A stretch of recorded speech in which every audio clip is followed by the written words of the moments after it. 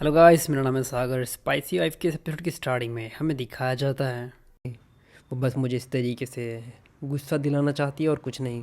और मुस्कुराते हुए कहती है ठीक है, लेकिन दूसरी बात ये है, अगर तुम उस चीज़ में हार जाती हो, मतलब अगर तुम्हारी रैंक मुझसे ऊपर नहीं आती है, तो तुम्हें अपने कपड़े उतारना होगा और एक पागल भैंसी की तरह प्लेग्राउंड के 100 चक्कर लगाने होंगे, वो भी नंगे होकर। लेंचर वहाँ से भागते हुए कहती है ठीक है, ज़रूर ज़रूर, इसमें कोई बड़ी बात नहीं है। रोयर जो कि वहाँ पर खड़ी होती है, वो इन सारी चीज़ों से काफ़ी ज़्यादा हैरान होती है और कहती है क्या उसे कोई भी शर्म नहीं है। लिंशर कहती है तुम्हें अपनी इस डील को याद रखना होगा, और ये कहकर वहाँ से निकल जाती है। और वहाँ से जाते हुए कहती है ठीक है मेरी प्यारी बहन, मैं तुम्हारी इस शर्त को अच्छे तरीके से मानती हूँ, और मैं तुम्हारे उस कछुए जैसे चेहरे पर इतने चपेट मारूंगी कि वो भैंसी जैसा हो जाएगा। इसके बाद हमें रोयर के घर को दिखाया जाता है, जो कि वहाँ पर काफ़ी ज़्यादा कॉन्फिडेंटली पढ़ रही होती है अपने एग्ज़ाम के लिए। वो कहती है मेरी मेमोरी काफ़ी ज़्यादा एक्स्ट्रा ऑर्डिनरी है, बिल्कुल मेरी तरह। मैं कभी भी किसी चीज़ को नहीं भूलती, किसी भी प्रिस्क्रिप्शन को मैं आज तक नहीं भूली हूँ, तो मुझे इस चीज़ के बारे में ज़्यादा चिंता करने की कोई भी ज़रूरत नहीं है। और ये कहते हुए पढ़ना काफ़ी ज़्यादा तेज़ी से शुरू कर देती है और कहती है आखिर ये सब्जेक्ट मुझे इस तरीके से चैलेंज क्यों कर रहा है। इसके बाद हमें 15 मिनट बाद का समय दिखाया जाता है, जहाँ पर वो काफ़ी ज़्यादा बुरी तरीके से थक चुकी होती है। उसके आँख से आंसू निकलने शुरू हो जाते हैं, और वो कहती है आखिर इस वर्ल्ड की मैथमेटिक्स इतनी ज़्यादा मुश्किल कैसे है। यहाँ पर एक सवाल होता है किसी पुल के बारे में, और वो उस सवाल को पढ़ती है, काफ़ी ज़्यादा गुस्से में आती है और कहती है क्या तुम उस पुल को भरने से पहले दोबारा चेक नहीं कर सकते थे। और वो कहती है मुझे नहीं लगता कि मैं इस वर्ल्ड के मैथ्स की प्रॉब्लम्स को सॉल्व कर सकती हूँ, वो भी एक हफ़्ते में। मुझे नहीं लगता कि मैं सब्जेक्ट की मास्टर बन जाऊँगी। और ये कहते हुए एक मछली की तरह रोना शुरू कर देती है, और उसके बुलबुले निकलना शुरू हो जाते हैं। वो स्ट्रीट पेंडेंट की तरफ देखती है और बस देखती ही रह जाती है, और उसकी तरफ देखते ही कहती है मैं बस इस चीज़ को सोच रही हूँ कि क्या ये जेट पेंडेंट मेरी मदद करेगा एग्ज़ाम में चीटिंग करने के लिए। ये जेट पेंडेंट उस दिन से ग्लो होना बंद हो गया जिस दिन से मैं उस रिलम में गई थी, वो भी अचानक से ही। मेरा मतलब मुझे नहीं पता चला था कि मैं उस रिलम में चली कैसे गई। इसके बाद उस रिलम के बारे में सोचती और कहती है क्या मुझे अंदर जाने के लिए, मतलब उस रिलम के अंदर जाने के लिए किसी प्रकार के मंत्र का इस्तेमाल करना होगा। तभी वो उस जेड को अपने हाथ में उठा लेती है और कहती है हाँ बिल्कुल, मैंने कई सारे प्रोटैगनिस्ट को देखा है जो कि स्पाइस मूवीज़ में इसी तरीके से काम करते थे। जब वो किसी भी रूम में एंटर करते थे तो किसी प्रकार का सीक्रेट कोड डालते थे। शायद मुझे लगता है कि जेड पेंडेंट भी उसी तरीके से काम करता होगा। और ये कहते उस जेड पेंडेंट को अपने हाथ में उठा लेती है और कहती है आबरा कडावरा गिरी गिरी छू। और ये कहते हुए कई सारे मंत्रों का इस्तेमाल करती है, लेकिन उनमें से कोई भी काम नहीं करता, जिस चीज़ से उसे काफ़ी ज़्यादा गुस्सा आता है और चिल्लाते हुए कहती है आखिर सब कुछ हो क्या रहा है। तभी अपने सिर पर हाथ रख लेती है और उसे उस जेट पेंडेंट को गालियाँ देना शुरू कर देती है। तभी अचानक से ही वो जेट पेंडेंट चमकना शुरू हो जाता है, जिस चीज़ से वो भी काफ़ी ज़्यादा हैरान हो जाती है, क्योंकि उसे पता ही नहीं चलता कि ये सब चीज़ हो कैसे रही है। और वो अपने मन में कहती है हाँ तो ये वर्क कर रहा है। इसके बाद में दिखाया जाता है कि अगले ही पल वो उस रिलम के अंदर आ जाती है, और उसे पता ही नहीं चलता कि भाई वो अंदर आई कैसे, और शायद उसने इस चीज़ को भी क्रैक कर लिया है कि अंदर कैसे जाया जा सकता है। इसके बाद वो अपनी घड़ी की तरफ देखती है जहाँ पर 9 बज रहे होते हैं। इसके बाद वो कुछ चीज़ों के बारे में सोचती और कहती है मैं दो चीज़ों के बारे में लेकर बहुत ज़्यादा श्योर हूँ। पहली चीज़, जब मैं उस रिलम के अंदर होती हूँ तो जो आउटसाइड मेरी बॉडी होती है, मतलब जो रियल वर्ल्ड में मेरी बॉडी होती है, वो सो जाती है। और दूसरी चीज़, जो टाइम हर वर्ल्ड में काम करता है वो इस तरीके से होता है कि रियलम में वो सिर्फ 1 घंटा होता है, लेकिन जो रियल वर्ल्ड में है वहाँ पर वो पूरा एक दिन होता है। और अगर इस तरीके से देखा जाए तो मैं लगभग 24 घंटे तक पढ़ाई कर सकती हूँ और इस रिलम का अच्छा फ़ायदा उठा सकती हूँ। और अगर ये गेम एक वर्ल्ड है तो मुझे लगता है कि मैं इसे हाईएस्ट लेवल पर लेकर जा सकती हूँ। ये सुनने में भी काफ़ी ज़्यादा ज़बरदस्त है। और ये कहते हुए मुस्कुराना शुरू कर देती है। इसके बाद हमें जेट पेंडेंट को दिखाया जाता है, जिसे वो हवा में फेंकती है। इसके बाद वो उसे अपने हाथ में पकड़ती है और कहती है तो मिड टर्म के एग्ज़ाम में अभी भी मेरा अच्छा खासा चांस है, तो चलो देखते हैं कि क्या होता है। इसके बाद हमें 1 हफ्ते बाद का समय दिखाया जाता है। मिड टर्म एग्ज़ाम आ चुके होते हैं। हमें रोयर को भी दिखाया जाता है, जो कि पीछे ही बैठी हुई होती है लिंशर के। वो उसकी तरफ देखती हुई कहती है लिंशर को देखकर ऐसा लग रहा है कि वो बिल्कुल ही अलग प्रकार के इंसान है। उसे देखकर ऐसा बिल्कुल भी नहीं लग रहा है कि उसे किसी चीज़ का डर है।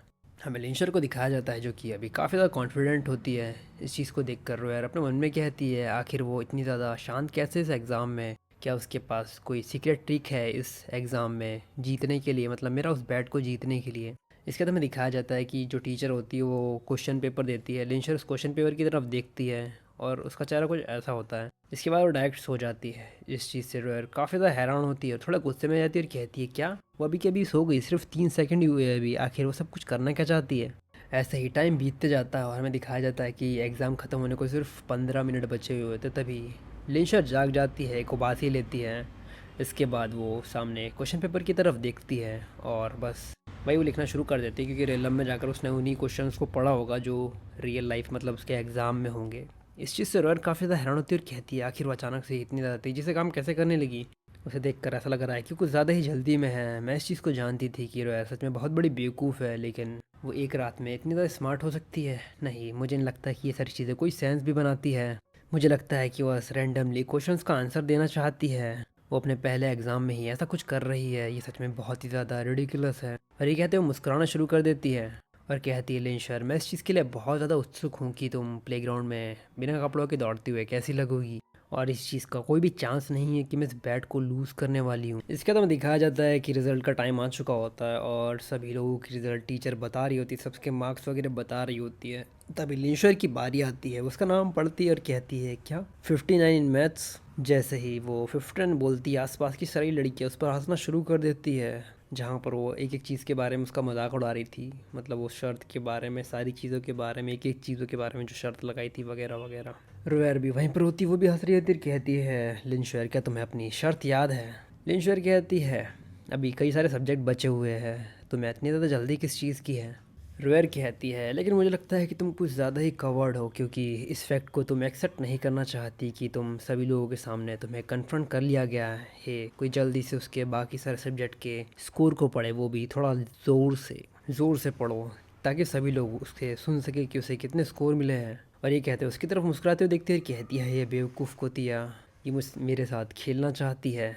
मैं पक्का इस चीज़ को लेकर श्योर हूँ कि मैं तुम्हें इस बार नीचा दिखा कर ही रहूँगी, और मैं इस चीज़ को लेकर शर्त भी लगा सकती हूँ कि इसके बाद तुम स्कूल में अपना चेहरा सिर उठा कर भी नहीं चल सकती। और उसके बाद कई सारी लड़कियाँ वहाँ पर जो उसके साथ में होती है। इसके बाद हमें 3 दिन बाद का समय दिखाया जाता है, जहाँ पर सारे सब्जेक्ट के मार्क्स आते हैं और जहाँ पर लड़कियाँ लिंशर के मार्क्स को देखने के लिए कुछ ज़्यादा ही उत्साहित होती है, और वो कहती है मेरे रास्ते से हटो, मुझे लिंशर के मार्क्स देखना है, नीचे से उसका नाम देखना है। और इस चीज़ में कोई शर्त नहीं कि उसकी प्लेस कहीं और भी आ सकती है, वो हमेशा नीचे ही रहेगी। तभी आसपास की लड़कियाँ इसको दोबारा मजाक उड़ाना शुरू कर देती है और कहती है क्या तुम्हें इस चीज़ के बारे में पता है कि वो पूरे एग्ज़ाम भर बस सोई हुई थी? दूसरी कहती है हाँ, मैंने तो कैमरे को पहले से प्रिपेयर कर लिया था रिकॉर्ड करने के लिए, मैं उसे देखना चाहती हूँ बिन कपड़ों के भागते हुए प्लेग्राउंड में। तभी तीसरी कहती है चुप करो, वो रास्ते में ही है वरना वो हमें सुन लेगी। लिंशर वहाँ पर आती है और कहती है तो क्या आज रिजल्ट आने वाले हैं? रोयर भी वहाँ पर आती है और कहती है हे लिंशर, आखिर तुम इतनी ज़्यादा ड्रेस पहन कर क्यों आई हो? क्या तुम्हें नहीं लगता कि इसमें थोड़ा टाइम लग जाएगा जब तुम अपने उन कपड़ों को उतारोगी तो? लिंशर कहती हाँ, ये भी काफ़ी अच्छी चीज़ है कि तुम्हारा ये प्लास्टिक से भरा हुआ चेहरा जब उस पर झापड़ पड़ेंगे तो वो कैसा दिखेगा। रोयर कहती है तुम्हें इतना ज़्यादा बात नहीं रोयर कहती है तुम इतनी बड़ी बातें नहीं करना चाहिए तुम्हारे इस छोटे से मुँह से कुतिया, कि तुम इस चीज़ को लेकर बाद में रिग्रेट करो। इसके बाद में दिखाया जाता है कि टीचर वहाँ पर आती है और कहती है मैं सभी को अपने अपने पेपर्स दे रही हूँ, सब अपनी सीट पर जाकर बैठ जाए। तभी रोयर वहाँ से आगे बढ़ती है और कहती है पहले स्कोर्स को पढ़ो। हमें दिखाया जाता है कि जो सामने बैठी हुई होती है, आई डोंट नो टीचर है या फिर एक स्टूडेंट थी, वो थोड़ा हेजिटेट होती है और कहती है लिंशर। वो कहती है लिंशर के चाइनीज़ में मार्क्स आए पूरे फुल। जैसे ही वो ये बात कहती है वो हैरान होती है, कहती है क्या? और उसके बाद वो सभी सब्जेक्ट के मार्क्स वगैरह मार्क वगैरह पढ़ना शुरू करती है, जहाँ पर सारे सब्जेक्ट पे फुल मार्क्स मिले हुए होते हैं। और वो कहती है ये चीज़ नामुमकिन है, आखिर मुझे लगता है कि तुमने किसी और के मार्क्स को यहाँ पर रीड कर रही हो। तभी वो नाम को देखती है और काफ़ी हैरान होती है, कहती है आखिर ये सब कुछ कैसे हो सकता है? आखिर लिंशर 6 सब्जेक्ट में फुल मार्क्स कैसे ला सकती है?